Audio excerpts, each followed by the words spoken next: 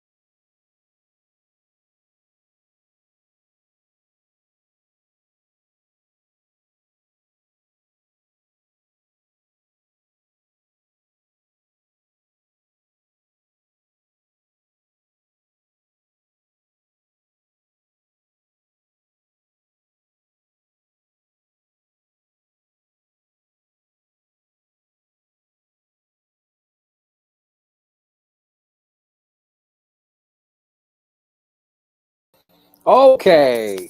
Sorry about that, folks. Everybody can see and hear me okay. I apologize.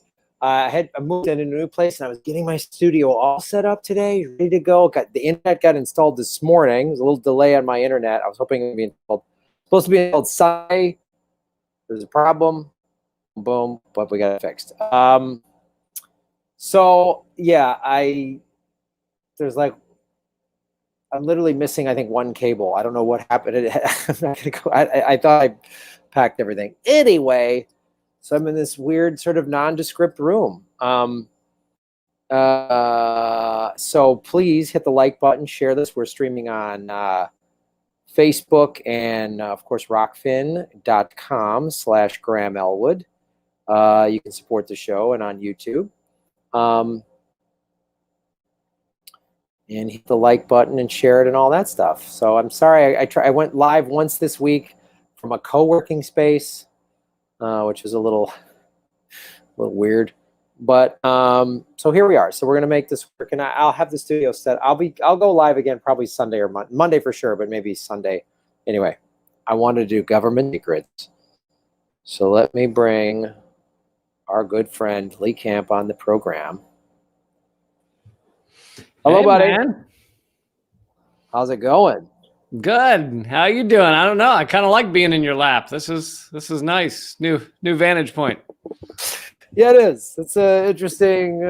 It's a weird scenario. I'm so close to getting my studio set up, and I was like, but at least we got Wi-Fi or we got internet in the place. So seems like it's working pretty well. Every once in a while, there's a bit of a glitch. I'm not sure if it's the internet or you're tired, but I just freeze. Yeah. I'm using Wi-Fi. I could hardwire this in if we think that's an issue. That might help make sure we don't lose you halfway through. All right, I'll be right back. Lee, tell everybody why you're so excited today. Oh, I'm gonna be riffing. All right. Hey, everybody. Welcome to the Lee Elwood Show. We are talking about, I'm going to be talking about an update on the Russian bounty story, which you're not going to believe this update. Fucking incredible. But it also, I found out when I was looking up the topics from Government Secrets, this was one of the first stories we covered on episode 1 of Government Secrets. And the update has completely justified everything we said. Because Graham and I are geniuses. I want you to know that. We will also be talking about, if we have time, we'll be talking about corporations paying $0 in taxes. That's always exciting. And Graham will be talking about, I have it here somewhere. He sent it to me as a caption on a dick pic. The Ludlow Massacre in Colorado. So... some good old government history. We like to get a little history and a little now. We like to cover the government secrets of now And also, there are so many wonderful government secrets of the past. But for those of you who don't know and wonder where we've been, because I think it's been almost 2 weeks since we came to you last, Graham just moved apartments. So if you don't follow his regular updates and live streams, Graham just moved apartments. And you know how it is with internet when you try and move apartments. You know, the guy says he'll be there on Tuesday, and he means Tuesday next month. And I'm explaining to everybody what it means when you don't have internet when you move in apartments. So. Yeah, it's been one of those trying times of first world problems of not getting my fast internet set up when I'd like to, so I could do my YouTube show. But yeah, that's all good, man. And do you call the internet company and go, "You don't understand. This is critical. This is life or death. People need my clips about Joe Biden's war budget. Without them, the world collapses." I mean, that's how I view my stuff. I'm like, listen, we can't go on if I miss an episode. I don't think anyone can go on. No. Yes. As Kate, my moderator, put, Graham's moving from secret layer to secret layer. I just want people to know I'm on a different outskirt of Gotham. Undisclosed location. I'm on another undisclosed location. I'm probably just going to tell people because it's going to become pretty obvious soon when I start doing live shows where I'm at. so I feel like they'll just be a live stream of you doing it from the back of a large turtle that's just wandering around. You're just riding along. Yeah. It's going to be like, "Hey, Graham, that looks very familiar. Why are you pretending like we don't know where you're at?" So how have you been, Lee Camp? Not bad. Hanging in there. I just got off the stream with, I hear he's a buddy of yours, Dave Anthony. No. How's Diamond Dave Anthony doing? Yeah, he's doing all right. Yeah, I had him on. I've actually, I had him on to talk about the West Wing thing mainly on my live stream, but and about how Sorkin has destroyed the world. But I've never actually met him. He and I have never crossed paths before. I just when I was listening to West Wing thing, and I'd heard his name before, I was like, this guy sounds a lot like me. Yeah, I've known Dave for probably 20 years. We co-produced with another guy the Los Angeles Podcast Festival together. So I've known Dave for a long time. And then, his show, The Dollop, started to get big. And then when I started doing this show like over 4 years ago and Jimmy started doing live shows, Dave was like, "Yep, I've been a wacky lefty socialist this whole time. Let's, so it's, we like, we just call each other." So he was keeping it a secret, huh? He was finally outed. Yeah, he was outed. And then now we just call each other periodically and talk about predictions of when America is going to collapse. Basically, is how it goes. What's the over under? I think the over under is about 9 months. Good.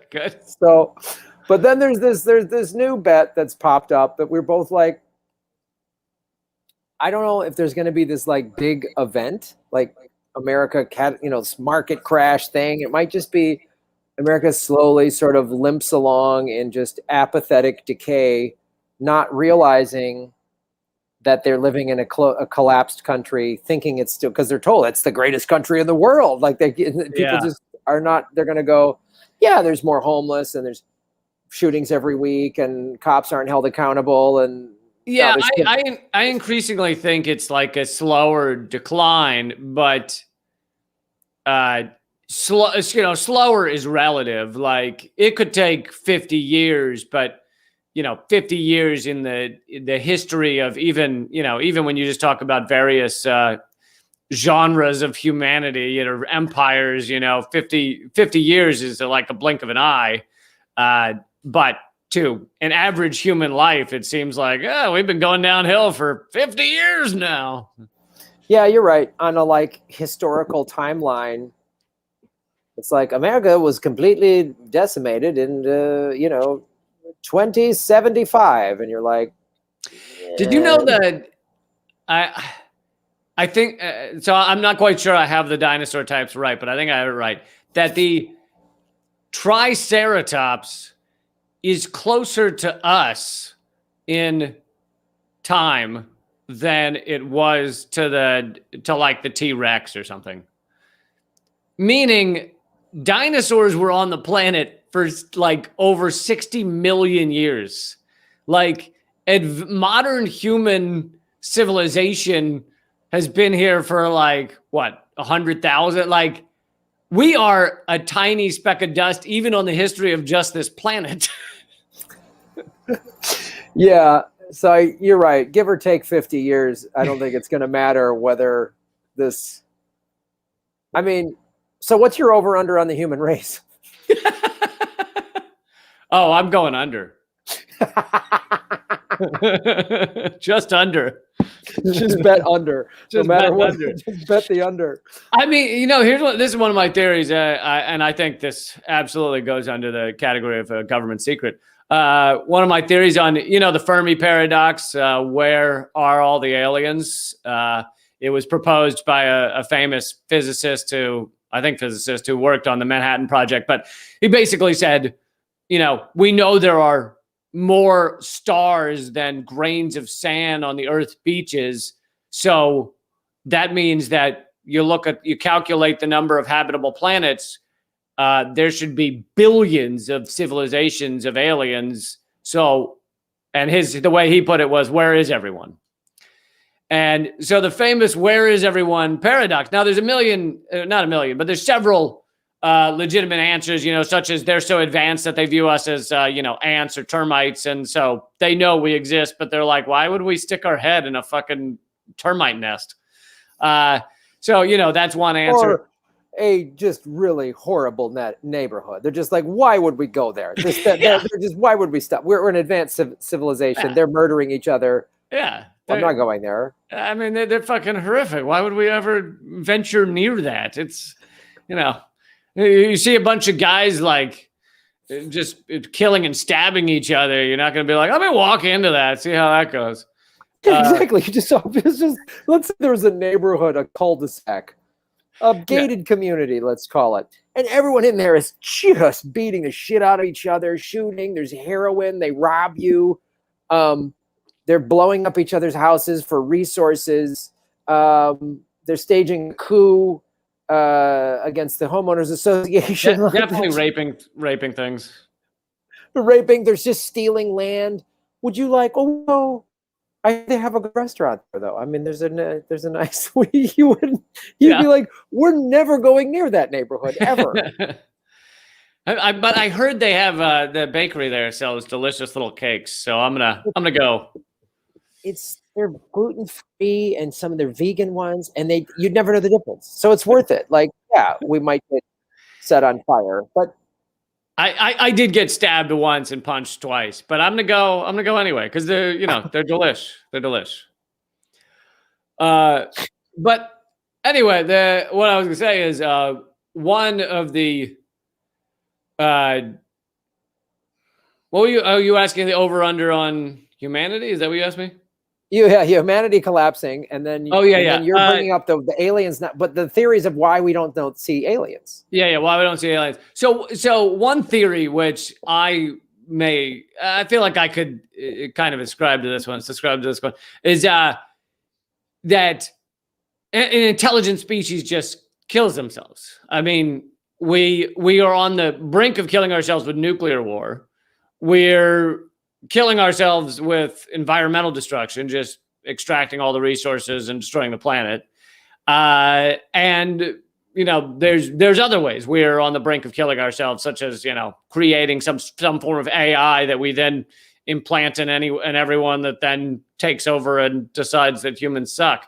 But there's a lot of ways we could kill ourselves. So, you know, and we've only been here, like I said, the blink of an eye compared to the dinosaurs, who were not very intelligent. So if you look at time on Earth as a species, you know, success rate, then we seem to be far less successful than the dinosaurs. And so maybe that's the answer to the Fermi paradox. Where is everyone? Well, once they get intelligent, they find a reason to accidentally kill themselves. They just murder themselves. They blow themselves up. Yeah. Which is like, that's one of the theories of Atlantis, is not that it was this underwater society that it was this actually highly advanced society that became warlike, and it blew itself up and literally sank into the ocean. They had such advanced weaponry that they blew themselves up and sank into the ocean. That's like, and I'm like, well, that makes more sense. And then if you read Edgar Casey's book, Many Mansions, now I'm getting into metaphysical stuff, who Edgar Casey came up with, is an average guy who started to, you read his book, he talks about reincarnation and what that was about. And he was like, yeah, the Atlantis society was all highly intelligent, highly advanced, but very, very militarized. And they blew each other up. And they all got reincarnated in the last like 50 years. So that's who all these psychos are, like, you know, Dick Cheney and whatever else. They're all just people from Atlantis who were reincarnated, and they're going to blow us up again.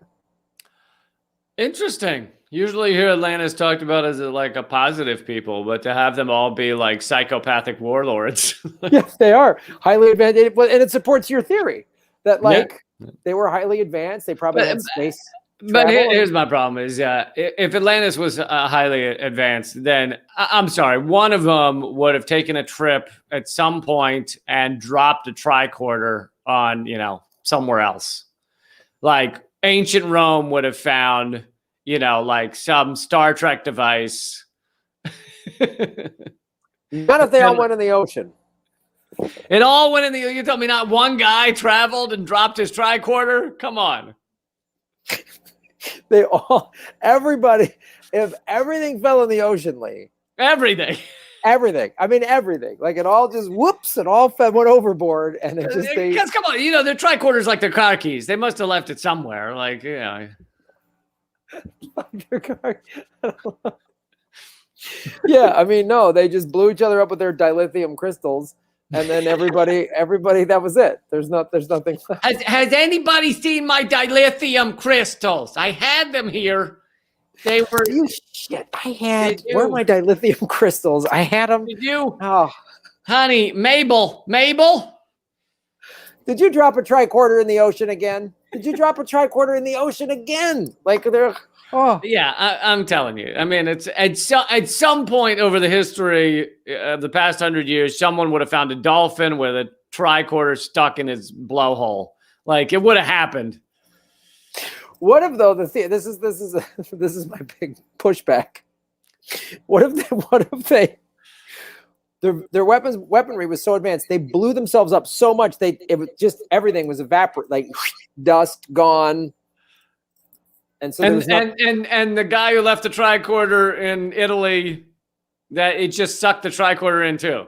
Yeah, everything got, the whole planet just got fucking turned to dust, turned to just cooking flour, just gone. So there is no mechanic or, you know, no dolphin with a tricorder in its blowhole.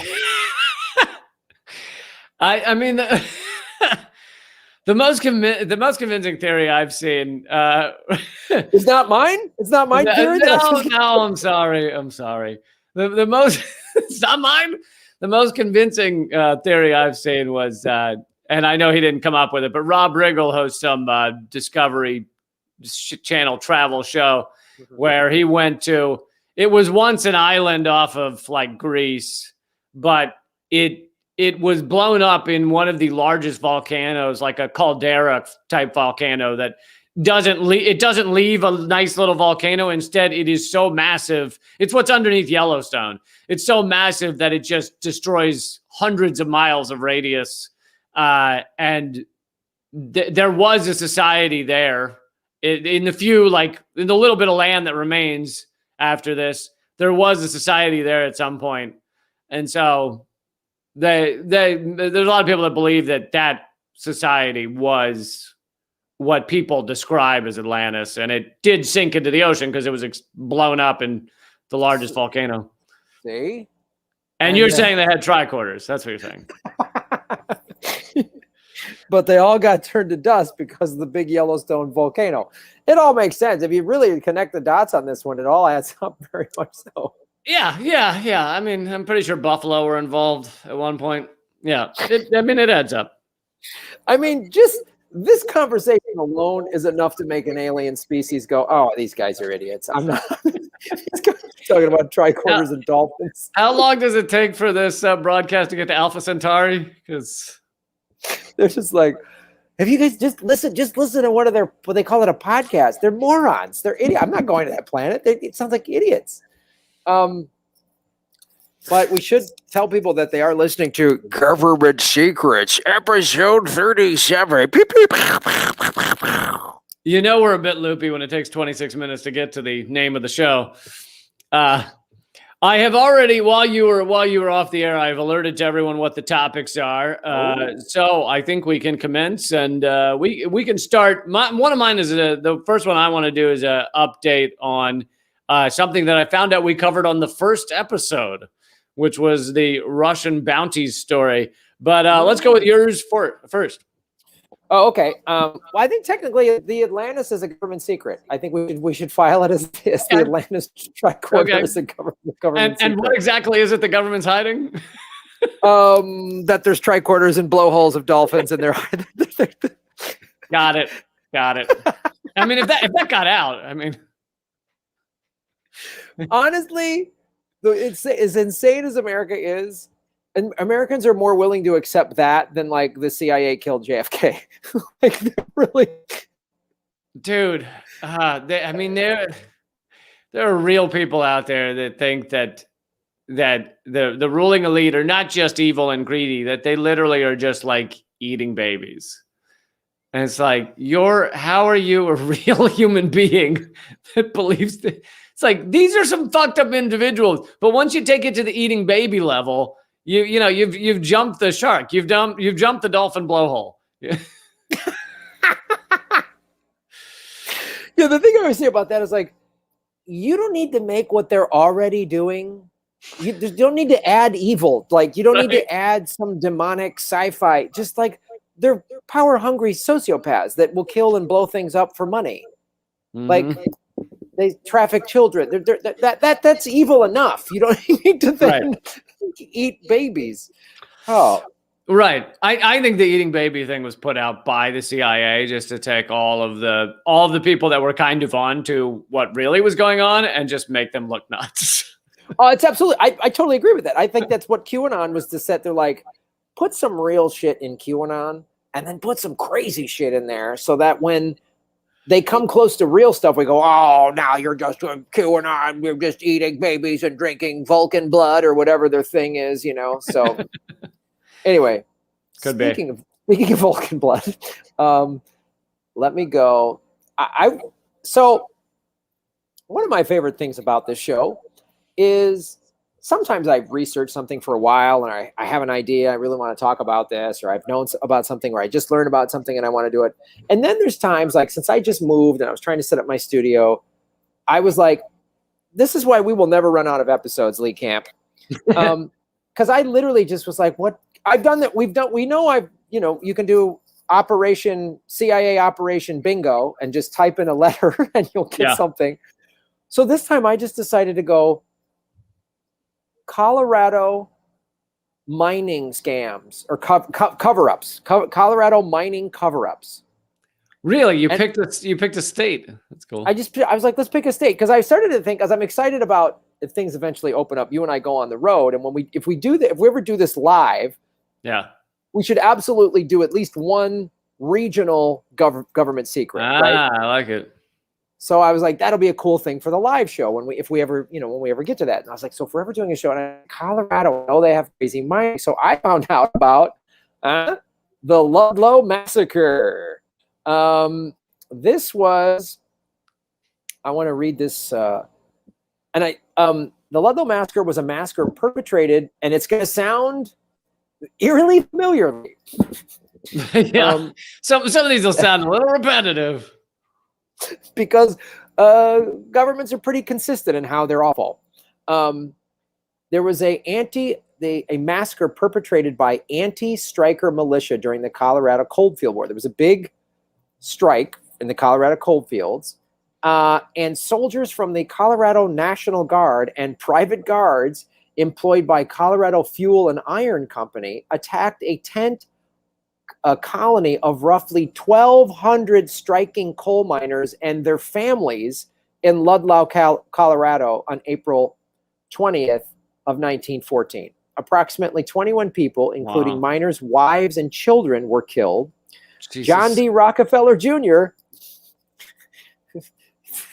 I His thought name- if you look up Rockefeller, you see philanthropist. I thought he was just a philanthropist. Yeah, so did I. I thought he just did good things. I didn't realize. I thought all these guys made their money honestly by pulling themselves up by their bootstraps. Yeah. And gee, we've never had before or since private companies using the United States military to take out its own citizens, right? Standing Rock. I've never heard of such a thing. It's not like we did that with Tiger Swan and Standing Rock. I mean, that's never, No. it wasn't like, that's never happened. So there's a long. It's not like Stratford is a privatized CIA or anything. No. This isn't like a rich, long tradition of the American corporate state. Basically, they've been doing this since the inception of this country. So our good friend John D. Rockefeller, and I'm sure we could do 15 episodes just on his family, who was a part owner in the Colorado Fuel and Iron Company, who had recently appeared before the United States congressional hearing on the strikes, was widely exonerated for having orchestrated the massacre. So listen, I mean, everybody's going to orchestrate a few massacres. Yeah, I know. Why do we like Elon Musk says, we'll coup who we want to coup. Right. We should be able to do what we want to say, how we want to say it. Whoops, that's not what I wanted to press. No, this one. You narcissist. Yeah, I just want. This is the whole show. Me, look at what I'm saying. So this is the thing that is actually great about this show, and the more I learn on this specific show, is literally how it's the same pattern. So John D. Rockefeller, how did he get exonerated? Gee, take a guess. He just bought politicians the way you've always done, and you go in front of a congressional hearing, which we know is just a puppet show for the billionaires. Right. To make it seem like we have a democracy. Well, Congress exonerated him, so it must be fine. And this massacre was the seminal event of the 1913-1914 Colorado Coalfield War, which began with a general United Mine Workers of America strike against poor labor conditions. So, again, horrific labor conditions. They just wanted, decent wages and not dying, in a coal mine. Fucking greedy miners always asking for not dying. Oh, they're the worst. They don't want to die. They're like these school teachers just taking all that extra money. So here's what they, so against the labor conditions at CFI's Southern Colorado coal mines. The strike was organized by miners against coal mining companies in Colorado, miners working for the Rocky Mountain Fuel Company and Victor American Fuel Company.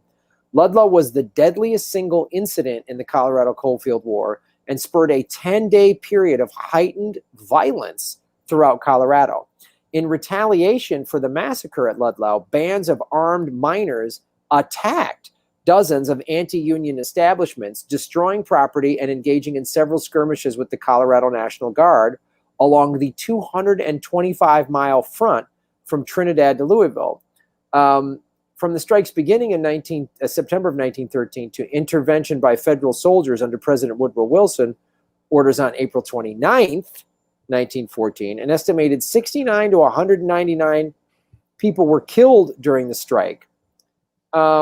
It was called the deadliest strike in the history of the United States.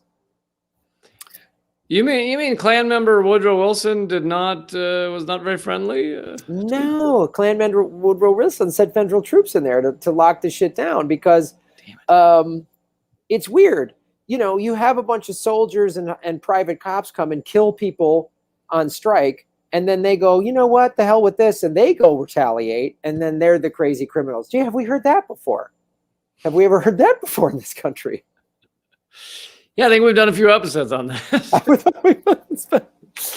It's been like the theme of this entire podcast.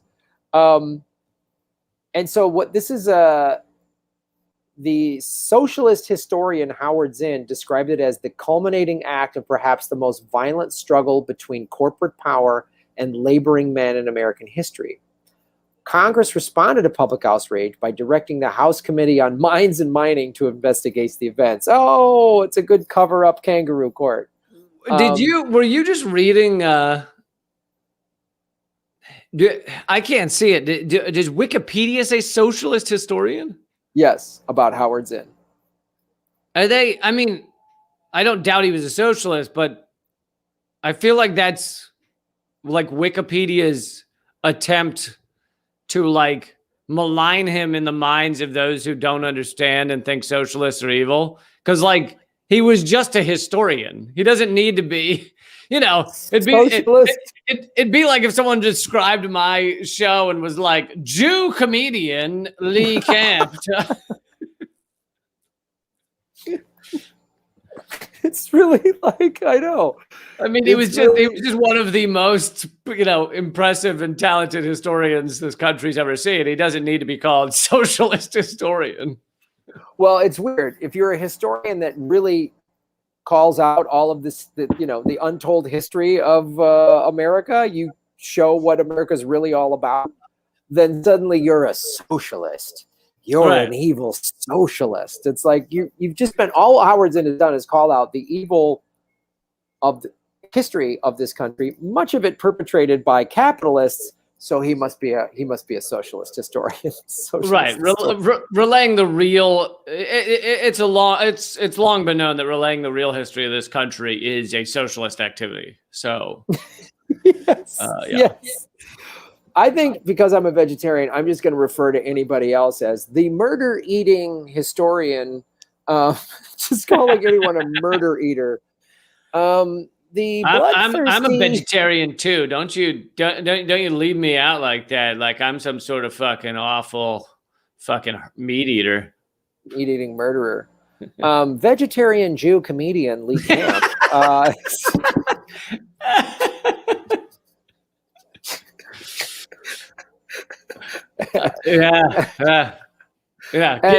Guilty. Although it's even worse. It's vegetarian Jew atheist comedian Lee Camp. Oh, good Lord! That gets even worse because unlike those crazy Christians, once you're an atheist as a Jew, you continue to be a Jew atheist. So. And his co-host, godless hippie Graham Elwood, do their show Government Secrets. But so yes, this is Wikipedia. We must know that it is our good friends at Wikipedia, but they have more fun things to say about this event. So after in a report published by the Kangaroo House and Means Committee, was influential in promoting child labor laws and an 8-hour workday. So some good did come out of it. Well, that's it. Well, actually, we can just pause for a second. I mean, that's the thing. I think people should definitely walk away from this. Is not just the extent that corporate America and our government will go to crush workers standing up, but as Howard Zinn covered many times, it is that this country has a long history of workers standing up and getting murdered, massacred, having their lives destroyed, being arrested, and going through all of that to create the reality that we enjoy. I mean, the good parts of our reality that we enjoy today, such as, a 5-day work week, a 9 to 5 if you have it, healthcare if you have it, a workplace that doesn't have 6-year-olds if you have it. So it's like there's so many things that workers fucking fought so hard for. Many were killed, many were imprisoned, and we're erasing the history of those who did that fight. Yeah, it's unbelievable. Like, do people realize, like, people died so we could have an 8-hour workday. Yeah. People died. They died. They were murdered. They fought. They had to literally get into a gun battle, as we just heard, for a year, so that you could have weekends. you know, that kids couldn't work in coal mines. Like, they had to die to get that right. That's how cruel these robber baron capitalists have always been. And now they're just on steroids. Now it's just like Bezos, what he's doing, and amazing that they voted down. It's amazing they voted that down in Alabama. I'm just perplexed at like how significant the propaganda is to like get people to vote against their own interests. Well, that's absolutely true. I did some coverage on that, and the Nation had a pretty good article. I don't know if it's going a little hard on it, but about how it was not organized as well as you know, we might think, in that, you know, they failed to really let the workers know that the number of people that were supporting it. And obviously when you find out a lot of people are supporting it, you think it's safe to support it. They didn't go door to door because of the pandemic, which longtime union organizers say that like door to door discussions is where it's at. Like, that's how you actually can talk to people and not have the all-seeing eye of Amazon standing over them. So there are a lot of things that kind of got in the way, but there's also a lot of good to take out of it, such as the fact that it became a national discussion. Yeah, it's I am glad it's a national discussion, and I hope more people just go, well, we gotta fight, and we gotta do this in our state, and wherever there's Amazon, people should be doing this. And to get back to this, the massacre site is now owned by the United Mine Workers of America, who erected a granite monument in memory of those who died that day. The Ludlow Tent Colony site was designated a National Historic Landmark on January 16, 2009, and dedicated on June of 2009. Subsequent investigators immediately following the massacre and from modern archaeological efforts largely support some of the strikers' accounts. Man, I got to go and get my souvenir mug. I mean, yeah, this is one of those stories that, like you say, it's important to, again, it was important in getting child labor laws and everything, as we just said, that came out of the 1915 congressional hearing, and it should be relevant today. That's the egregious crime that socialist historian Howard Zinn does of telling people about this stuff, because I think that's part of the problem in how sophisticated they are with the propaganda. So one of the ways that they've done it, obviously, is they've rewritten history or just hidden parts of history, because Americans then have this notion of, well, that's not possible, that'll never work, or that's never happened. And you go, no, it is. This did happen. This is possible.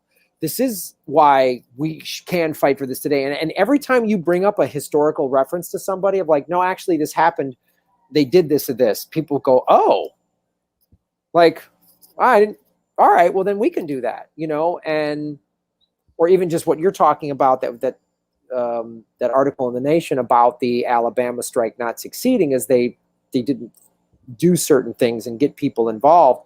And people should learn about this Ludlow massacre and all of the laws that were passed out of it. And also the other thing people really need to understand, you need to study the tactics of the corporate state. They are the enemy. So you need to read The Art of War by Sun Tzu, and then you need to study the tactics of them and realize that they're not going to play fair. They're not going to play nice. They're going to be awful. They're going to do awful things, and prepare yourself for that. They're going to lie a lot.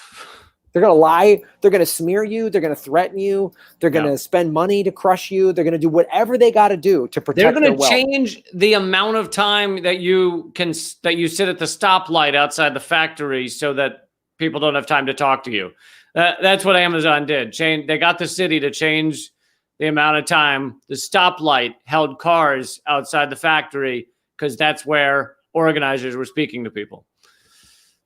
Jesus.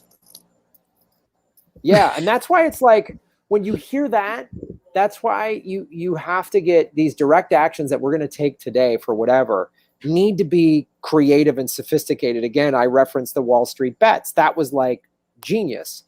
And like the kids on TikTok or whatever buying up the tickets in Tulsa for Trump's thing, like just stuff like that. Yeah.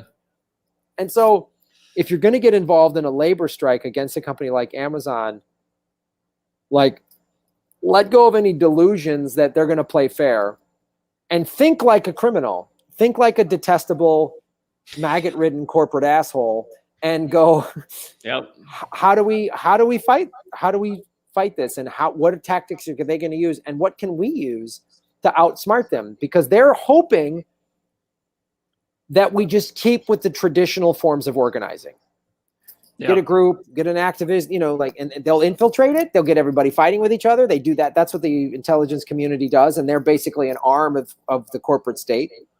So you've got to get creative. And that's what it's going to take. Yeah, I think that's all absolutely true. I mean, another theme of this show is any awful, shitty thing that you think corporations or the government, which, nowadays they're basically one and the same. Any awful, shitty thing you think they'd never do that, they'll do that. Like, and anytime you're like, they would never hold up medication that's going to Venezuela for children and the elderly just because they dislike Venezuela. No, they would do that. They will do that. Absolutely. Yeah, they'll sanction countries like Iran and Venezuela during a pandemic. Absolutely. They did it. So that's the Ludlow massacre, government secret. All right, man. This may be the only one we have time for, but I am cool with that. But I like it because it's an update on, and I was looking back at our topics, and this was the topic on episode 1. Oh, by the way, Graham, if you hit the private chat, I gave you the link to the article you can pull up if you want. Okay. So we talked about, on episode 1, apparently, we talked about the Russian bounty story. And even at the time, I talked about how ridiculous it was. How it was coming from fucking like anonymous sources in the CIA, and the idea that Russia would need to pay the Taliban to try and fight the Americans when the Taliban was already fighting the Americans. Like, it was so garbage. And it was within like a week of when Trump said he was withdrawing 10,000 troops from Germany and all the rest of the troops from Afghanistan. And it was just so see-through obvious that this was a bullshit story to have Trump keep the troops there and continue the Cold War, further the Cold War with Russia. And so we said, we weren't the only ones. There were other, great reporters talking about how this was phenomenal bullshit. Meanwhile, Rachel Maddow was literally showing images of soldiers on the screen that she said had likely been murdered by Russians or by Russian bounties. So she was acting like this had any legitimacy. So now we have our update this week. And this article is coming from the Daily Beast, which is not known for doing good work, but they're just reporting what the Biden administration said. The Biden administration has updated the U.S. intel community has backed off their claims that Russia put bounties on American troops. They have said that they have low confidence in these claims, low to moderate, which in intelligence speak means basically nothing, means it's a fucking rumor. So it's collapsed as like anyone who understands anonymous sourcing claims knew it would. And the Biden administration has finally mentioned this. But what's also hilarious, on top of just how stupid this makes so much of the mainstream media look, how fucking, they look dumb as journalists, but they also look dumb as just believing anything the government or the deep state says. But so not only is there that, but there's also the fact that in this statement, during this statement, when the Biden official said that, oh, we have low to moderate, we're backing it off to low to moderate confidence. Within that statement, they also put sanctions on Russia for what they claimed were other reasons. Well, they claim the reasons are interfering in the 2020 election, which we were told was completely legit, but now apparently Russia altered the election, but not well enough or something. I don't know. It's fucking insane. They hacked it just enough to lose some down ballot races to corporate Democrats, or how? Yeah, they actually were only going after like sheriff elections and like school board, assistant to the secretary of the council, city council. Like, oh, Russia got their guy into comptroller. Like, it's really, dude. Nobody knows this, man. Russia owns all the comptrollers across America. Every fucking comptroller. They trolled us on the comptrollers, man. That's how they did it, man. They get control of the comptrollers, and then it's a house of cards. It just disintegrates. It just goes from there. Listen, our country's strong, but it can't handle a comptroller insurrection, all right? If there's a Russian school board, we're done. They're going to teach our kids how to just eat borscht, and then it's over. It's over. But so my favorite thing that the administration official said, and this also was Jen Psaki. I don't know if that's the official. So this was a senior administration official. I guess they don't have the name that Daily Beast didn't. But Jen Psaki, the press secretary, said the same thing the following day. But literally backing off the claim. So, in human to human speak, basically saying, yeah, we have no proof that's true. And in the following sentence going, this information, this is a quote, by the way, on the Biden administration official. This information puts a burden on the Russian government to explain its actions and take steps to address this disturbing pattern of behavior. You just said there wasn't any. You just said it. You just said it. You just said we made this shit up. And now you're like, and now Russia, answer for yourself. Lee, I know I accused you of breaking into my home and stealing everything, and now I'm telling you we have no credible evidence that you even know where I live or broke in or stole anything. But you need to answer for this, though. Listen, you need to answer for the fact that there's now no evidence that you broke in and stole anything from my home. But that's still a little shifty. Listen, can we not at least say this is a disturbing pattern of behavior? I mean, them not doing anything? Yeah, can we not at least say that you breaking in here and stealing anything, even though I'll admit there's no evidence of that and I still have all my things? Can we at least say this is a disturbing pattern of behavior? I just am a little leery of a country that A, doesn't hack our elections because there's no evidence and that's been debunked, and then B, is not paying bounties to kill our soldiers. It just makes me a little suspicious. I mean, it doesn't seem like they're really working very hard. So I want them to answer for that. Are you guys just sitting around or what? Yeah. Why didn't you do the bounties? Yeah. Yeah. Why didn't you hack our elections? So, I mean, honestly, this is just yet another story connected to Russia. The other ones that are like this are usually connected to China, but where there's just literally nothing. They say there's nothing. I'm sorry. I'm gonna put this back up on the screen. This is a form of insanity. Listening to these jackwagons. The United States, quote, the United States intelligence community assesses with low to moderate confidence that Russian intelligence officers sought to encourage Taliban attacks, U.S. and coalition personnel in Afghanistan in 2019 and perhaps earlier, a senior administration official said. They said they didn't believe in it. And then the next quote, this information puts a burden on the Russian government to explain its actions and take steps to address the disturbing pattern of behavior. You're out of your minds. Right.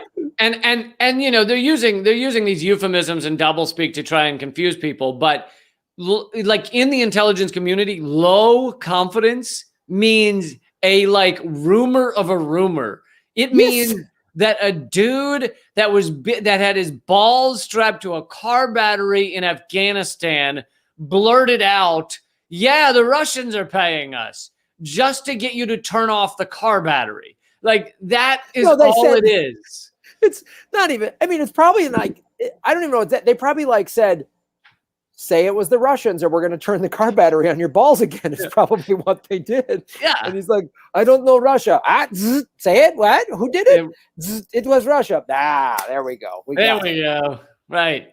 I mean, it's utterly nothing. And so then Glenn Greenwald makes a great point. He wrote an article about how this insanity collapsed.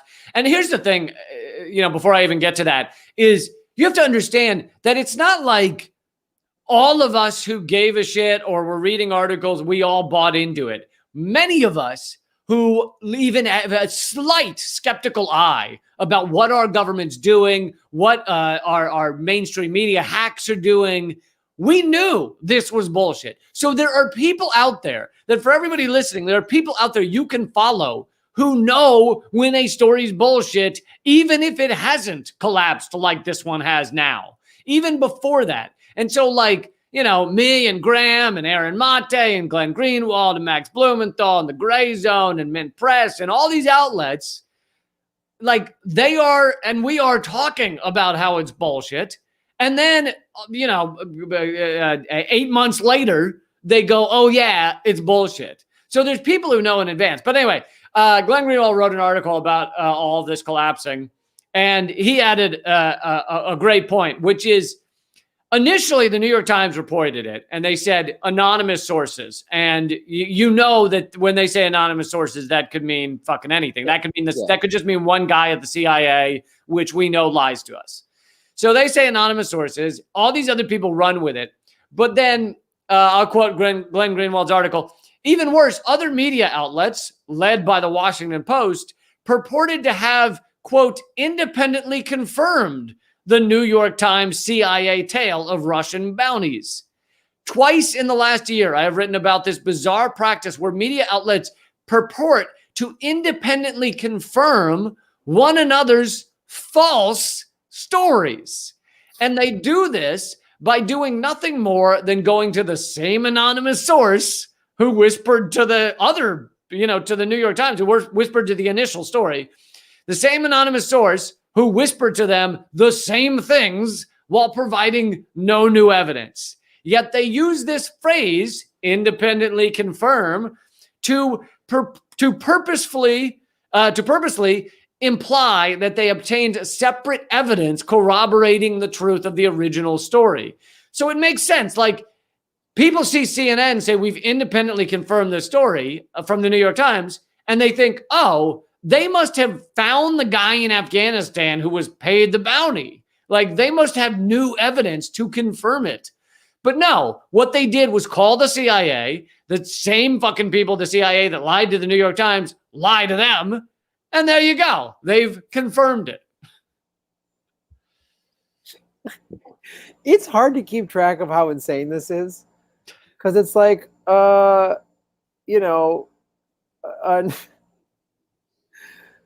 it's just a source of a guy confirms the thing from a dude. It just sounds, it really it reads like some sort of Nigerian lottery email. Like, it just is so insane. And yet people just buy it. Like, if you read this, like, an unconfirmed source, who's the source? Someone that's confirmed, but an unnamed source. But who? Unnamed.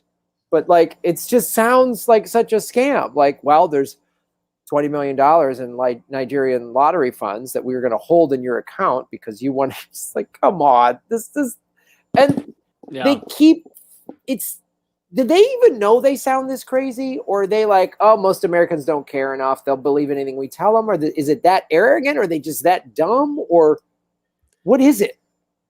I mean, part of it, for those who are really on the inside, I mean, those who enjoy being a mouthpiece for the empire, they may know or suspect that these things are not true, but they know how these things work. And it is that you give full coverage to this. I mean, they were still asking about, acting like Trump hadn't answered to the bounties story. They were acting like that months after it came out and was mostly debunked. I mean, now we have the full debunking, but mostly debunked pretty early. So they were still acting that way. And they know that it gets tons of media coverage in those initial weeks, which has the impact they wanted. And it did have the impact they wanted. It made Trump look bad and weak. It made him not withdraw troops from Germany, not withdraw troops from Afghanistan. And it got a lot of America to think, oh, well, we better stay in Afghanistan. Those motherfucking Russians are having our people killed. And like, it got what they wanted. And so now you have the final step of going, oh, yeah, we don't have any evidence of that. Nearly, not a year. I don't know how long we've been doing this podcast, 8 months or something. So like 8 months later, or 10 months, you have the final step of going, yeah, we have no confidence in that. And this story that it's collapsed gets far less coverage, to the level of almost no coverage. Wait a minute. And so it serves its purpose. Rachel Maddow hasn't come forward and retracted her statement. She hasn't said, "Oh, I messed up." No. No. Glenn Greenwald goes into like Maddow and then Chris Hayes, where Chris Hayes tweeted, so in the article, Glenn Greenwald goes on to another story, which it would take too long to get into the details, but he goes into the Konstantin Kalemnik likely horse shit. I mean, some of these things, it's tough to disprove. It's tough to disprove a negative, or to prove a negative. But the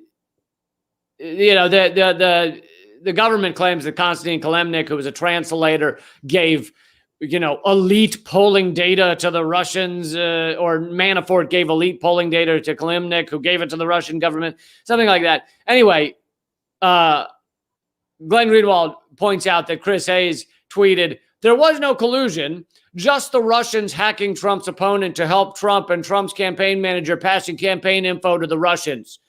Ha ha ha. Meaning, basically Chris Hayes saying, oh yeah, there was no collusion, except look at all this collusion. And it gets, 5,000 retweets. And Greenwald goes, do you see what Chris Hayes did there? It is vital not to lose sight of how irresponsible and destructive this behavior is that's so common. He saw a press release from a U.S. government agency, read an assertion that it contained in one sentence, had no evidence that this assertion was true, but nonetheless reported it as if it were proven fact to millions of people in a predictably viral tweet. So you have like no evidence other than one government official saying, oh yeah, Kalemnik gave this polling data to the Russians, Manafort gave it to the Russians. You have one anonymous government official saying that. And Chris Hayes then goes, oh yeah, look at this. And everybody, it goes viral and everybody talks about it and everything. And it's like, it has a desired effect, even when everything collapses later. And then of course they'll turn around and say, boy, the state-owned media in Russia or China. And it's like, well, what are you? How are you doing? You're not doing journalism. You're pushing out State Department talking points that Russia's bad and they have to be, blaming everything on Russia. Yeah. Like it's it's so convenient too, because now they just always have in their back pocket any election they can blame on Russia. Any outcome they don't like, they can blame on Russia. Yeah. And, I think it's basically a slight semantics difference. Corporate America owns our government and owns the media. So the media is a bullhorn for corporate America. Therefore, it's a bullhorn for the American government. And people go, well, our media is not state-owned, not state-run. It's like, oh, really? What do they do all day? What do they do all day? And but I really ultimately, I hope they do an investigation about all the Russian trolls. Did you say the Russian comptrollers? Yeah, I want to get the Russian comptroller squared away. That's really what we need to get the root of this, and I hope Chris Hayes jumps on the ball for this. Oh man, yeah. I mean, it makes sense that if Russian bots was a problem, Russian comptrollers would be second on the agenda. I mean, absolutely. Next, they're gonna have the assistant to the secretary who writes down all the minutes of the meetings. Oh, and once they own them, yeah, it's over. Forget it. I mean, if the assistant to the assistant secretary that's transcribing the minutes is a Russian, forget it. I mean, that will. I mean, I have reasonable intel. They're probably going to get a hold of the meter maids, and then what? You know what I mean? Russian meter maids, just Russian tickets everywhere. You're going to have to start paying in rubles. I mean, it's just going to be a disaster. Oh yeah, absolutely. Which has got to be Putin's long game. Ironically, Saudi Arabia does own a lot of the parking meters in Chicago. The Saudi Arabian Wealth Fund bought up all the parking meters in Chicago, which means Chicago can't even like turn off their meters. Their meters have gone insane. It's like $8 for an hour or something because they're trying to make a profit, and the Saudi Wealth Fund is. And they can't even turn off. They're not allowed to allow free parking, even during like parades and shit, like massive, St. Patrick's Day. They can't turn off the meters because they sold them for like 25 or 50 years or something to Saudi Arabia.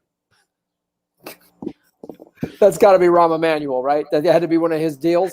Like it just feels. I'm sure. It has to. But we shouldn't be too hard on it because it's not like Saudi Arabia has a bunch of money from oil. Like they're barely getting by, so they definitely need parking meters in Chicago to keep the kingdom afloat. Yeah, I mean, he did it. He didn't do it to get a bunch of money for Chicago. He did it out of care for the Saudis. Like he was concerned for their well-being. I mean, if another royal family, can't afford to pay for stuff, I don't know what we're going to do. I mean, it's really, and thank God we got all that media about some British royal dying. Like, why do we give a shit about those idiots? Like, why? There's like 1,000 royal families in this world. Why do we only care about the British creep ones? But Graham, he's rich. They were rich. They're rich. Oh. Yeah. Oh, that's good. That makes sense. Yeah. Well, what if the city of Chicago, is this like a sister city program? Do they have parking meters like in Saudi Arabia? In what, Riyadh or something? Riyadh, they have all the meters, and it's a weird program. You think each city would just collect its own. That is the insanity. Well, we'll trade you. You collect our parking meters, we'll collect yours. Yeah. Oh God, we got a fantastic country. Was that it, or is there more? I think we did good work here. I think we did fantastic work. Yeah. We learned about a mining massacre. We learned about Russian comptrollers. I think we really. And it's always good when we can say something's bullshit, then come back 37 episodes later and go, hey, the Biden administration's just admitted that it was bullshit. It's the bullshit. We were right. Yeah. We were right 37 episodes ago, and the Biden administration just confirmed it, yet they still want to hold Russia accountable. Yeah, well, Russia needs to answer for their behavior. Russia needs to answer for not having done the thing. Well, I'd like Russia to answer to the fact that why Chicago has Saudi Arabian parking meters. I want to know that. How did that happen? And by the way, don't try and fucking scam those parking meters or park there where you don't without paying the money, because a guy will come and chop you into pieces with a chainsaw. Yeah, or at least they'll bury you up to your neck and stone you if you put like a plug nickel into a parking meter. All right, dude. 37. We've proven right. We've answered some riddles. Where can people watch and follow all your business, Lee? All my stuff's at leakcamp.com. I have 2 other podcasts, one called Moment of Clarity, one called Common Censored. You can definitely check out those and see which one's more your vibe. I've also been posting more videos on Twitter. One of them went viral this week, a 2-minute video on how horrific China is. You'll see what I mean. It's a good time, but yeah. So my Twitter's at Lee Camp. So there you go. Nice, and of course, you can make sure you like and share and subscribe this video and Lee's channel and my channel. And if you're listening to this on iTunes or Spotify, like, download, positive comments, all that stuff helps. And of course, all my stuff is at grahamelwood.com. I'll be back having my studio up and running. So I'll be back live 4 or 5 days a week doing Political Vigilante. And of course, all my merchandise and everything, Patreon, Rockfin, all of that is at grahamelwood.com. So speaking of Afghanistan, my documentary, Lafghanistan, is available at rockfin.com/grahamelwood if you're a premium member. So you can see me going to a war zone. Really? I gotta check that out. And get money from the Russians to... Yeah, that was a USO tour. Yeah, it wasn't. Yeah, it was like that. It wasn't actually through the USO. It was through this other. It was a Mujahideen tour. I was actually working there. I was helping a Russian comptroller try to get votes outside of Kandahar. So it was really good. Yeah, it was a Mujahideen tour. They pay their comics better. Listen. I was just there for morale, really. Just keep the Mujahideen happy. It's really good. Well, all right, buddy. This was a lot of fun. Thanks for I'm sorry for the tech issues in the new place, but we made it work. No worries. We're all looking forward to the Black Void coming back behind you. Yes. Talk to you soon, man. Hang in there. All right, buddy. We'll see you soon. Later. Bye. Lay cap, everybody. That was Government Secrets, episode 37. Beep, beep. Put it in the books. Well, hit the like button, ladies and gentlemen. What do we got here? We've got 279 likes. Let's get the likes up to 300. Come on, I know you can. Over on Rockfin, we've got excuse me, 29 people watching. Hit the like button.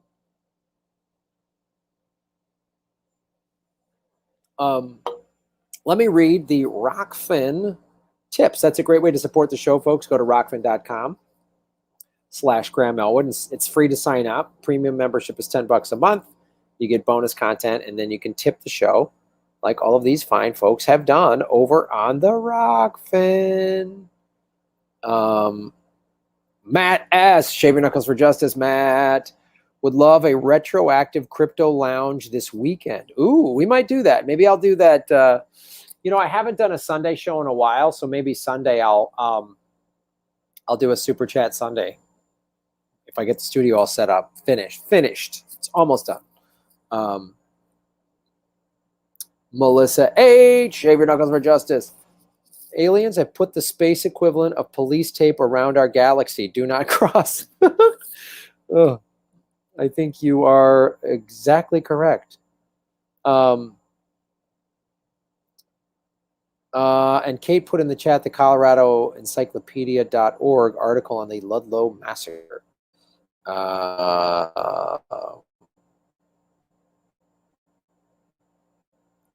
Woody Guthrie wrote Ludlow Massacre. Oh, cool. Thanks, Melissa H. Shave Your Knuckles for Justice, Melissa.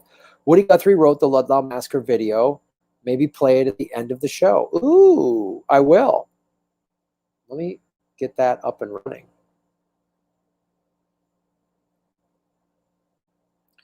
Boom, boom, boom, boom, boom, boom, boom, boom, boom, boom.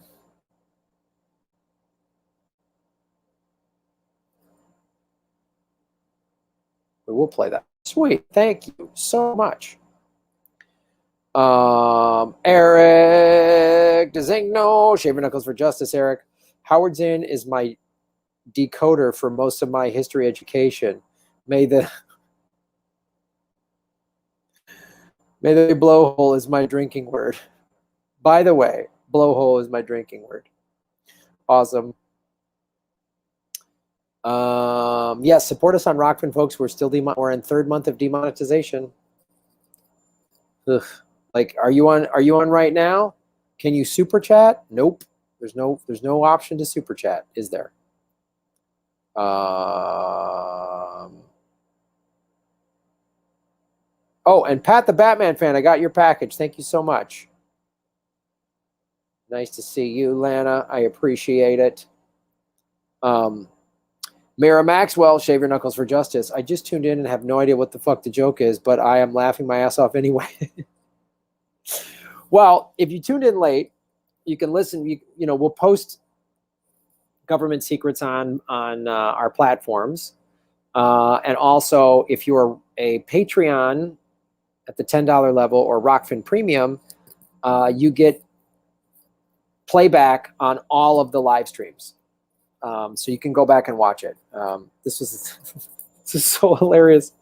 It's so fun doing this show with Lee because we just find the most, it's ridiculous, but it's true. And just, we have to laugh at it. And so it makes it so much easier to do. I love it.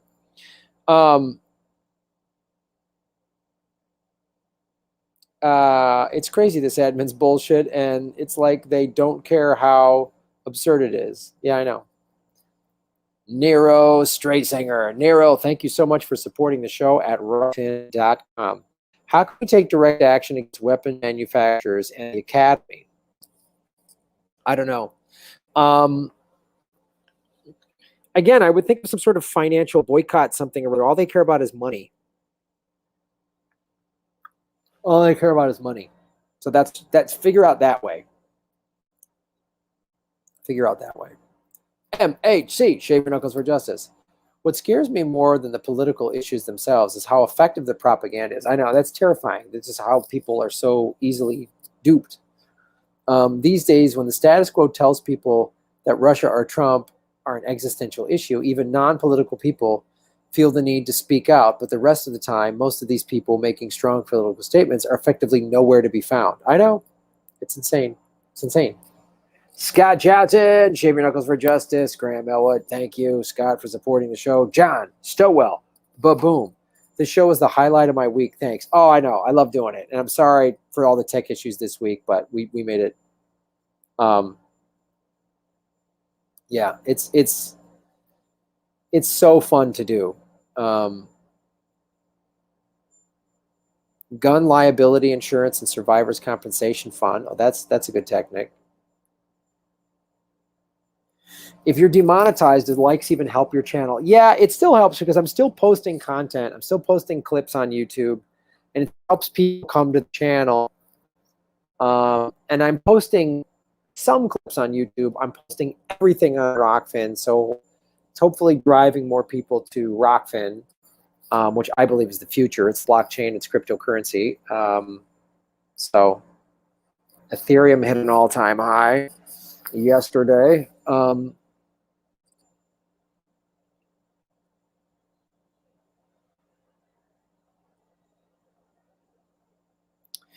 You can bet every single progressive show is being carefully monitored. You got that right, Pat.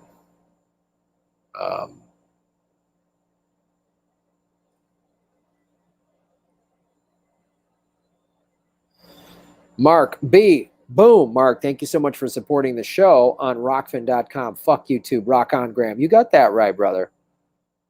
Joined Premium on Rockfin yesterday because YouTube is disgusting via censorship. Thank you, Degrees in Defiance. I really appreciate that. Yeah, Rockfin. And here's the cool thing about Rockfin is it's, first of all, every Monday night. I couldn't do one this past week because of the tech issues in my new place, but every Monday night I do a late night crypto lounge, usually at 8 o'clock, which is, it's for premium members only. Plus, the premium membership is a great deal because it's only $10 a month, but you get everybody's premium membership. So Whitney Webb, Ron Placone, Lee's on there, Status Quo, Jimmy Dore, Kim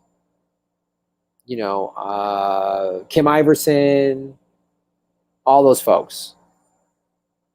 Convo Couch, Nico House, Jason Burmis, Richard Medhurst. And some of those shows might have points of views that you don't necessarily agree with, but it's good to watch them, and you get all their free premium content, so you can really check it out.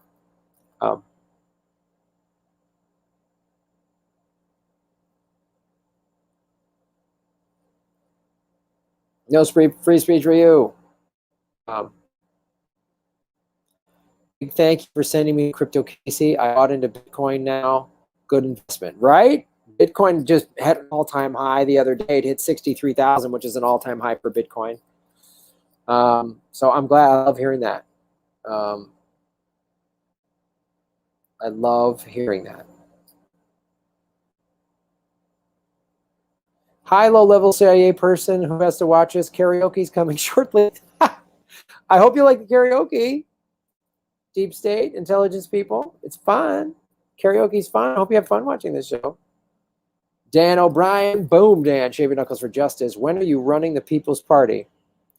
Well, they put out a nominations thing, so I don't feel right nominating myself. I don't know. I just, like, if a bunch of people want me to run, I will.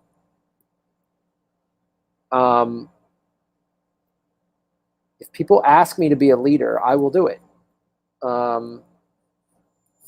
So if a bunch of you nominate me to run for the People's Party, I will. So that's up to you. You want me to run? I will. And I will run the right way. Because here's the thing. I don't want to be a professional politician. I don't want to be a career politician. So I'll run in just to change things and make things better for the country and for the world. I won't play like, well, it'll be political suicide. I don't give a shit. I'm just gonna change it, make things better. So if you guys want me, just nominate me. If you want me to run for the People's Party, nominate me. I put it on my Twitter feed. And Kate, if you can find that link again, because the People's Party sent this thing out, nominate. This is their nomination round or whatever they're doing, however they're calling it. Let me find it. Nominate whoever you want to, whoever you think candidate nominations are open. Yeah, nominate yourself to run, nominate someone you know to run. I'll put it in the chat.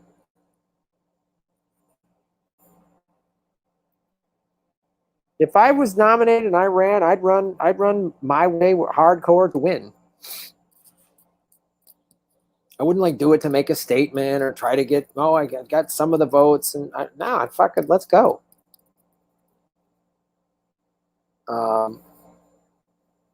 I'd be like, let's go, let's do this. You got it, Kate. There it is. People's Party organized, nominate candidates. I'll put it in the Rockfin chat as well. Climate Rebel for Life, Shaving Knuckles for Justice. Thank you for supporting the show on Rockfin. Just an idea, run for president and turn it into people's executive. Ooh, that's a cool idea. That's a cool idea.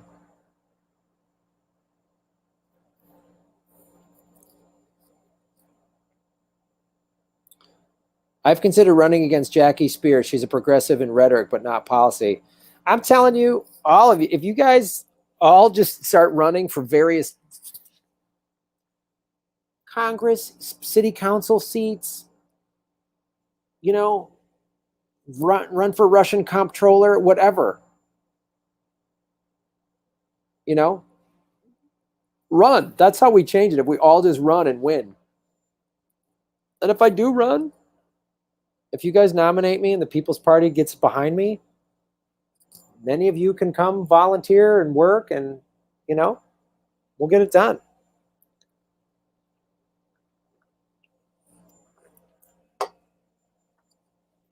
We'll get it done.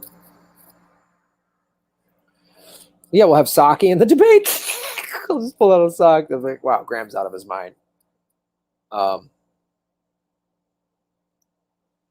Being a comedian would help you win debates. You could out-talk people easily. Yeah, I feel confident. Like, I know I could win a debate against these folks. I know that. And I got my facts straight. I just get more knowledgeable. And the other thing too would be I would do research on where they got who I was running against, where they got their money from. I would just have all that down. They wouldn't know what to do. Because they're gonna if that happens and it looks like I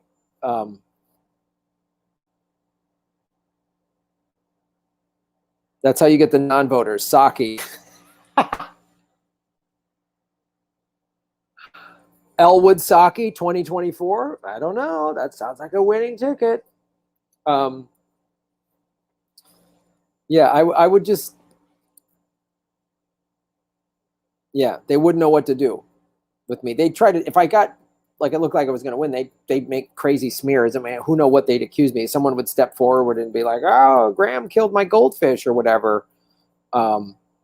So, yeah. I'm Green Party, and they stopped us from writing in Jesse Ventura, so I submitted a complaint to the DOJ. Right on.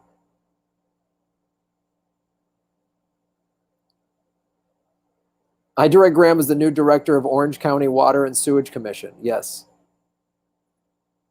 I'd support you 100%. I'm a 61-year-old progressive grandmother. You got it, Diane. Yeah. I would treat them like hecklers at a show.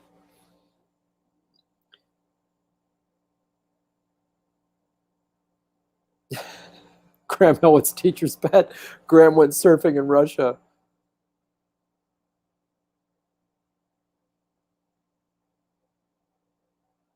Yeah.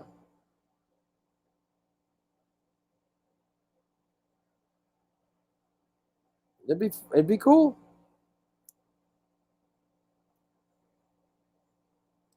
It's always sex. They dig up some girl and say you assaulted her or something. Yeah, probably something.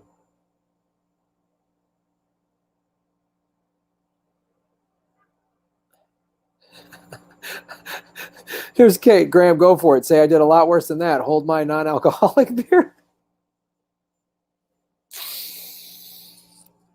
I'd have a blast doing it. I tell you that much. Calling them out. I'd get debate. I'd get TV coverage. It'd be awesome.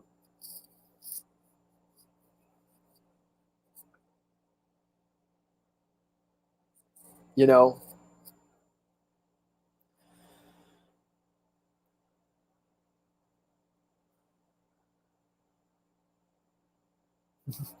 Chicagoans got that swagger. Go for it, Graham. I've already vetted you.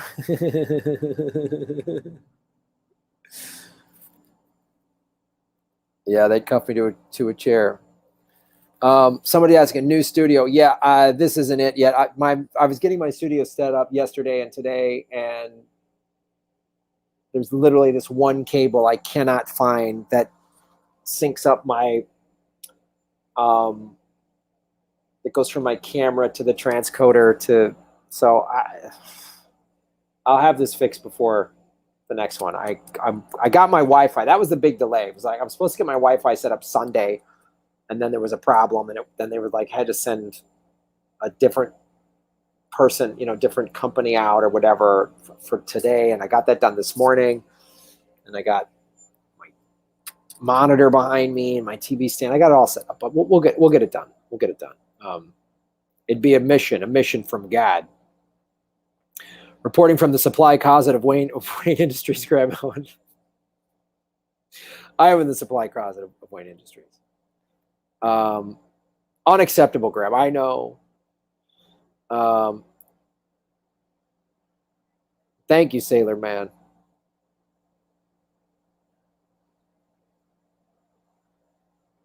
You're sober, so it's like a do-over.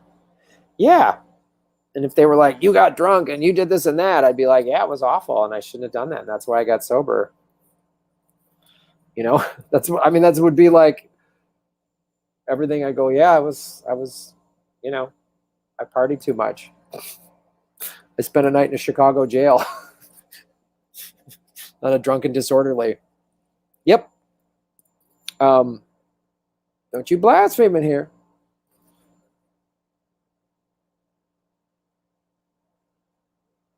A lot of light coming into that bat cave. Maybe it's artificial light. Maybe that's what this is. Hey, Cat B's here.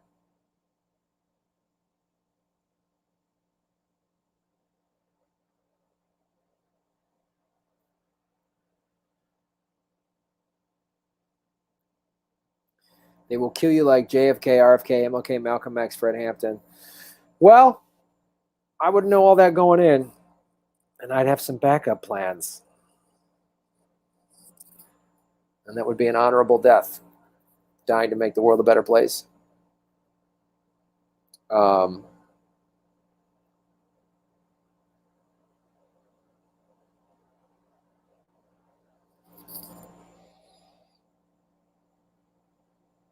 Please tell Granny Petrol to rest up tomorrow so she's good to go for Sunday. You got that truth to tweet. You got that truth to tweet. I know I haven't done a Sunday show in a while, but I think I'm probably going to do one this Sunday just because I missed so many episodes this past week. And then I was at that co-working space Wednesday, which was cool and fun, and I appreciate those of you who showed up for that show. And then I had to leave, and I didn't have time to like use the internet to upload it to get clips to my editor. I've just been using the internet like, I link my phone and make my phone a hotspot, which is fine to just like answer email, but you can't upload. It's too small. We need at least someone to go against the war machine. The Justice Dem sure aren't. Yep. Are y'all live Sunday, Graham? I think so. And yeah, you support the show on Venmo for sure.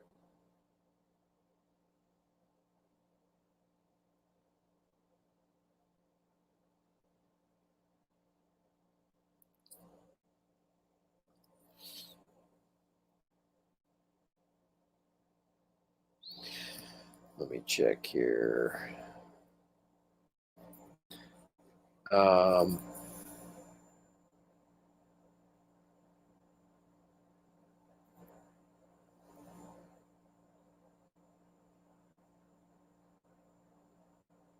The Annalise Show. Annalise, Shave Your Knuckles for Justice. What's up? I just went to the link at Movement for People's Party and put out and nominated you as a candidate. Elwood 2022. Oh, Annalise, you're the best. Well, we'll put you to work on the campaign, Annalise. Check out Annalise's show. She's been demonetized, but they got her on Rockfin because indie media works together. Shooter in FedEx in Indy was 19-year-old former employee. Is there any hope for our country? Well, we got to address mental illness and easy access to guns. Gun reform does not mean we're going to come take your guns away, but we just can't easy access to guns is a problem. And this 19-year-old, why it's insane. So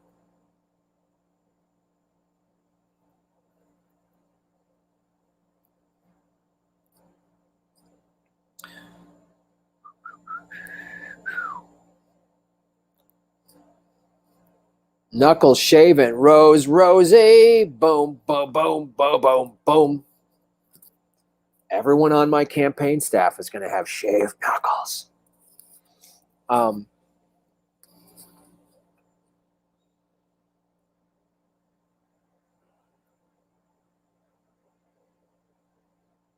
They treat mental illness as a crime. Yeah, I know, Steve. That's the problem. We treat mental illness and like drug addiction. Those are health issues. Just like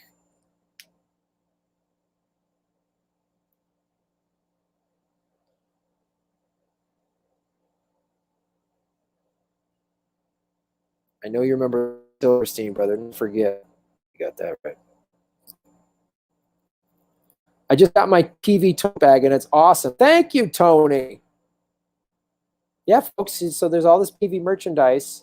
So that logo that's in the corner right there, you can get that on mugs, on all this stuff. Yeah. And you're supporting the show. And it's on demand. So in some ways, it's kind of better in terms of I'm not buying all these products. Like they're only made as you go. Yeah.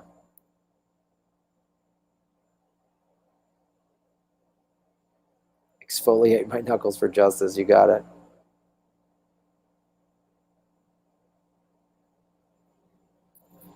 Yeah, Tony, can you post a photo? If you guys buy any of the PV merch, yeah, post a photo on Instagram and tag me in it. You know, that's cool. And it helps support the show just to, you know, get the word out. Saki for VP, absolutely. Too many shootings in Chicago are due to buying guns in Indiana. Ugh.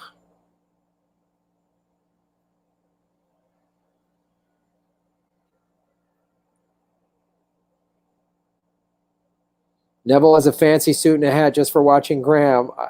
I will post a picture into the Twitter. The #1 show watched by ferrets and hats and cats and hats. I'm just saying. Ron will be my VP. Absolutely.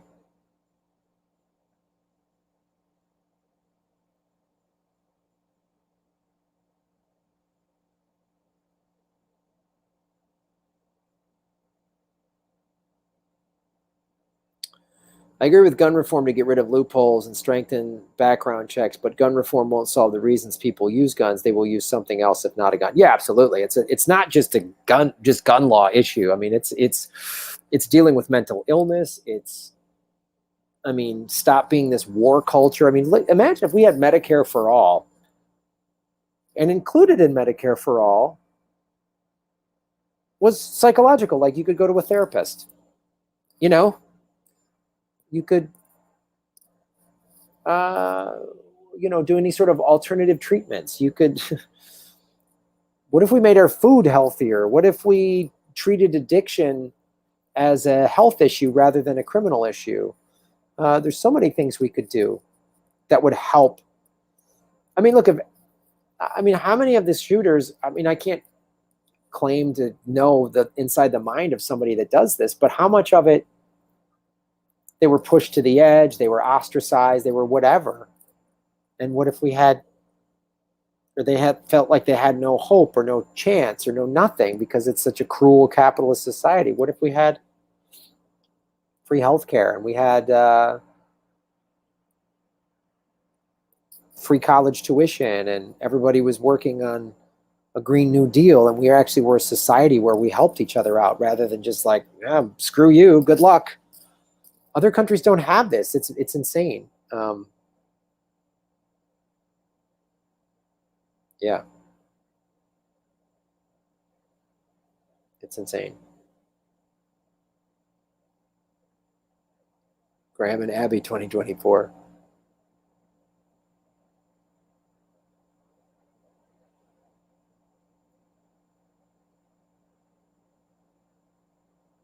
Yeah, dental, yeah. Ron will be my speech and debate coach. Yes, he will.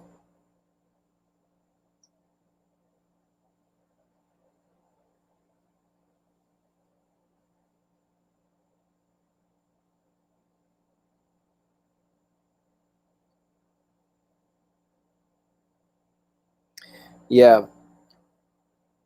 Medicare for all, plus it's going to get much worse because of capitalism. 20 million displaced people. September deadline, 200 million displaced people. If you're in a big city, consider bugging out. I know.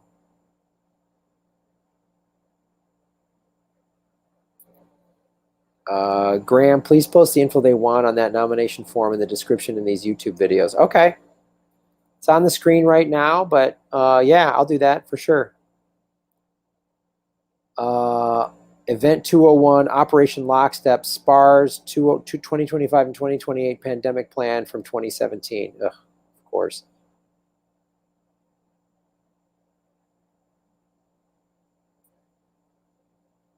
I'm drinking bubbly.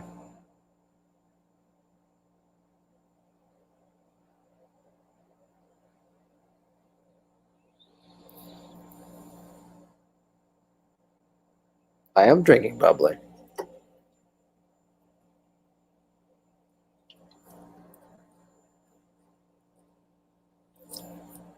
Not a paid sponsor. Just I like carbonated water. Yep.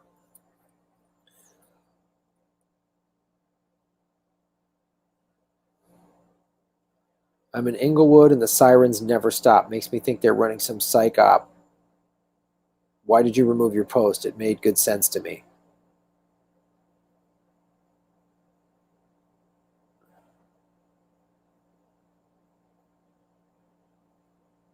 Raises my seltzer.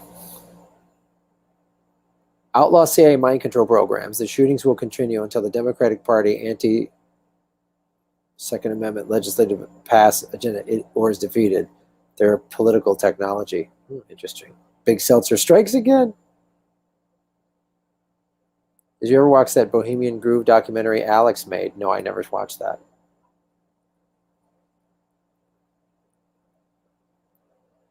Picture has been posted to the show comments on Twitter. Outstanding. Leave Bubbly and Aha alone. They're Coke and Pepsi. Oh, really? Christ, of course. I should just buy LaCroix. God damn it. Of course, it's Pepsi. God damn it. Bunch of dicks. Bunch of dicks. Thanks for that heads up.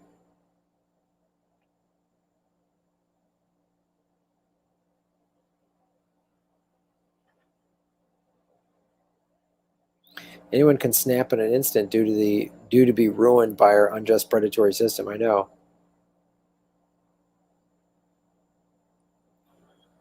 I know. Let's listen to the Woody Guthrie song about the Ludlow massacre. What Lee and I talked about today.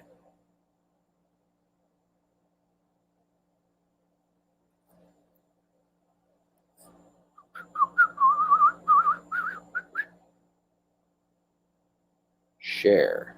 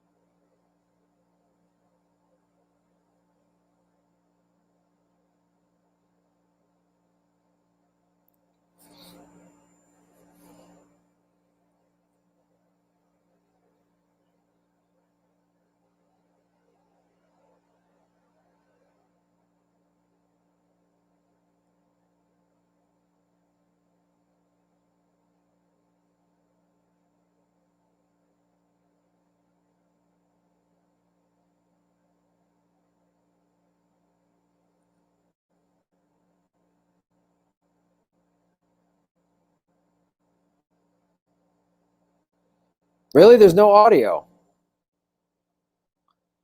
That's so bizarre. No audio. Huh.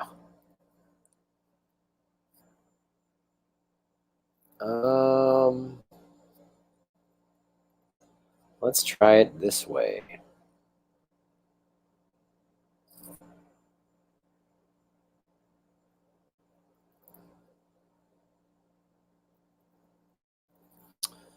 It's weird. I don't know why it does that. I'm just sharing the screen. You should be able to hear it, and you can't.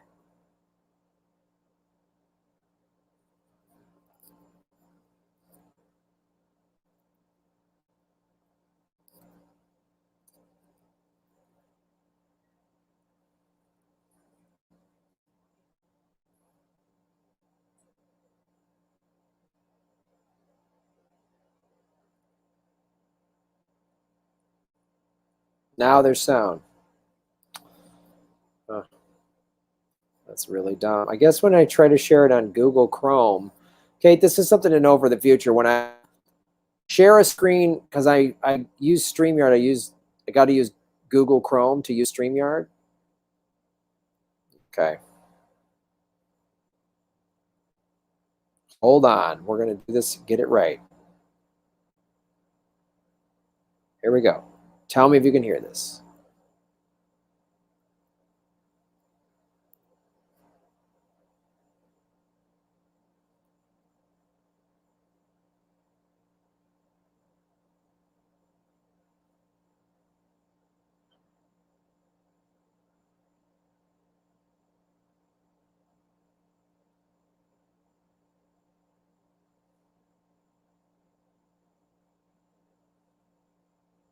No music. No music.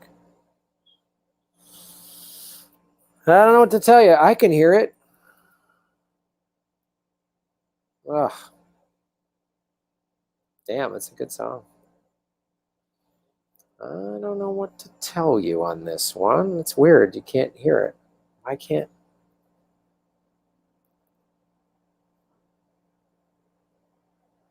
Weird. You can hear me, but you can't hear. Huh.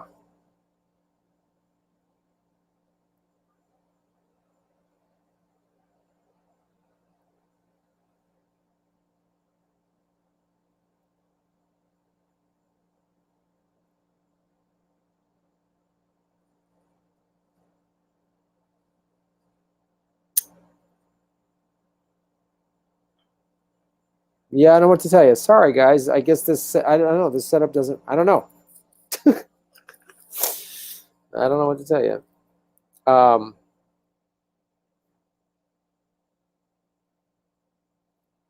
Yeah, it's weird. You can hear me, but you can't hear the video playing. I don't know what to tell you. I don't know why not.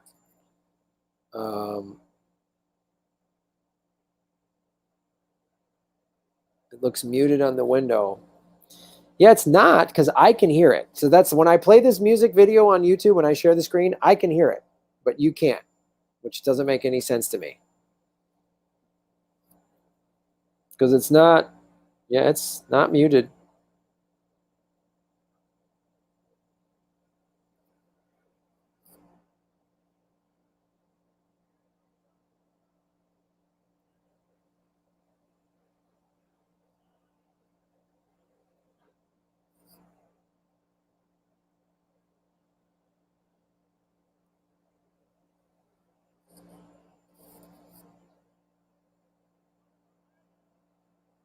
There is this, yeah.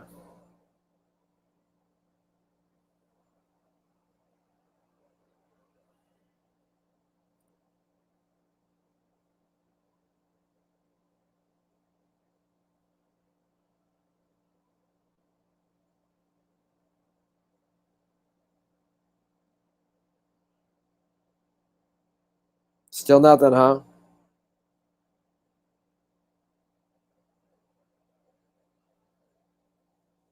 Well, all right, that didn't work. So I don't know that we can do karaoke, but yeah, I don't know what to tell you. I don't know why this isn't working. I'm just, yeah. I'm hearing it through my headphones. I hear it through my headphones. Absolutely hear it through my headphones. Why you can't, I have no idea.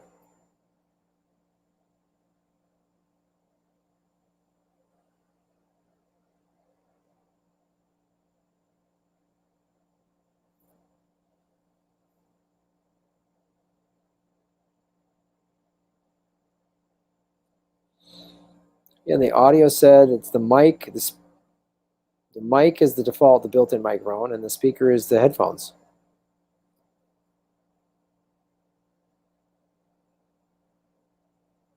Yeah, I don't know what to do.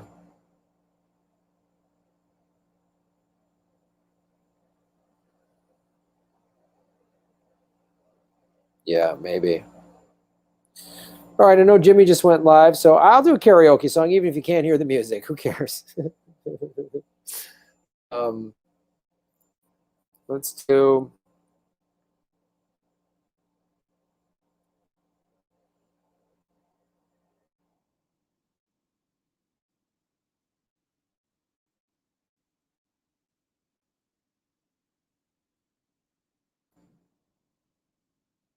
Let's see.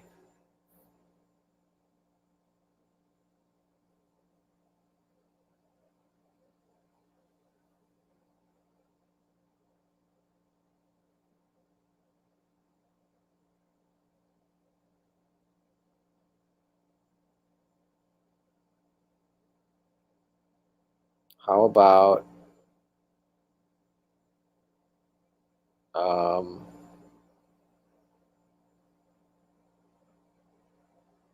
Goodbye Yellow Brick Road? Is Eddie Vedder?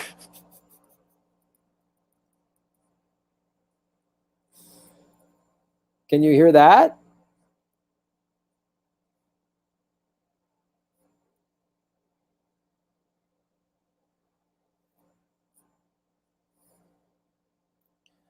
When are you coming down? I'm doing this, I shatter. When are you going to land? I should have stayed on the farm. I should have listened to my whole hand. I can't hear the music. This is dumb. I'm dumb. I feel dumb. I don't know what to tell you.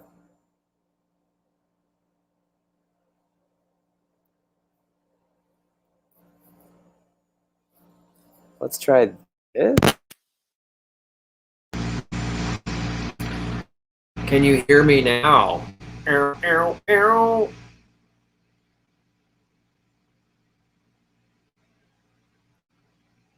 Nope, nothing. Nope.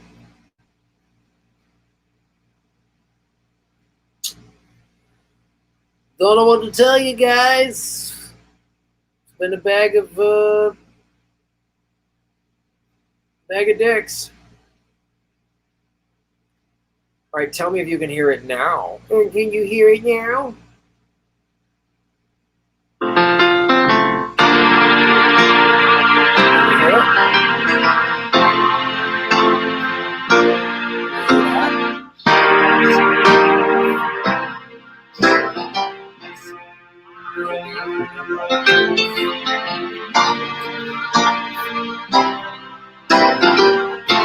Okay, cool.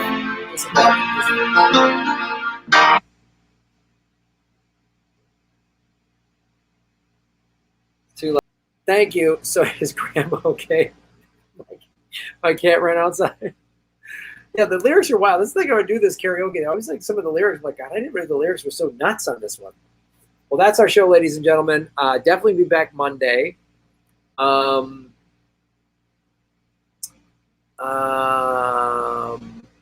I have an interview with Susie Dawson next week on Wednesday the 21st. I'm in the process of setting up an interview with Ron Ukalik, which will be great. And I will definitely do the Rockfin Live on Monday. Might be going live Sunday. We'll see if that can get going. I'm glad you all, if my cat is enjoying this. I'm glad your cat is liking my singing. Tony DeMeo, Shave Your Knuckles for Justice. Thank you for supporting us at rockfin.com. I just got my PV tote bag, and now I will store CDs for Justice. Outstanding. I love hearing that. I'm glad you guys like the Shatner-Eddie Vedder duet. And if you want me to run, nominate me for the People's Party. If you guys want me to, I will. Somehow I made that work. All right, thank you so much. Shave your yellow bricks for justice, everybody. And we'll see you next week. Thanks for your patience with all the tech stuff this week. I really appreciate it. It's been a little annoying, but not the end of the world. We're making it work, and we'll be back in the regular studio next time.